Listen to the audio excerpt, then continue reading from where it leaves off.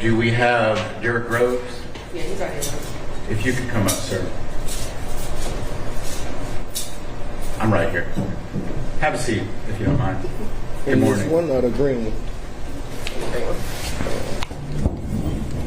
So, sir, I'm Judge Wolf. This is your extradition. I'm going to go over your rights so you can decide whether you want to waive extradition or not. You're wanted out of the state of Louisiana for aggravated escape. I'm going to explain to you first what happens if you decide to have an extradition hearing, then what will happen if you decide not to have one. So you have the right to an extradition hearing if you choose. You have the right to hire an attorney to prepare for and conduct that hearing. If that's your choice, I will postpone the hearing for a reasonable time, 60 to 90 days, for you to obtain counsel.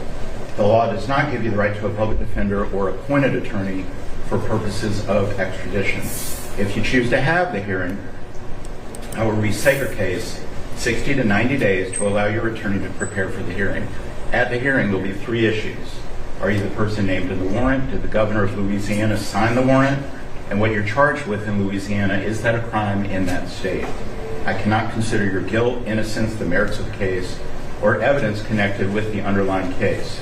If after the hearing I determine that the requesting state, Louisiana, has met its burden of showing those 3 things, then they would have approximately 15 business days to pick you up. If they don't, then you'd be brought back before me and I would consider releasing you. If after the hearing I were to find that Louisiana failed to prove those 3 things, then you would be released. You also have the right to waive or not have that extradition hearing if you choose. If you waive your hearing, then Louisiana has approximately 15 business days from today to come get you. If they don't, then you'd be brought back before me and I would consider releasing you. However, you may be held up to 30 days before being released. Regardless whether you're released in Georgia, you are subject to arrest again at any time as long as this Louisiana warrant remains active.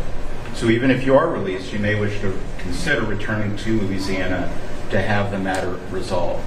Also, the media is here. I want to let you know they filed the appropriate paperwork. It's called Rule 11, and that was signed by one of our judges, our chief judge, and so they are here as well. You also have the right to remain silent. So let me just ask, though, do you have any questions about your extradition rights? No. And do you want to challenge extradition, or do you want to return to Louisiana? I want to return where I'm from. You want to go back to Louisiana? Yeah. Okay.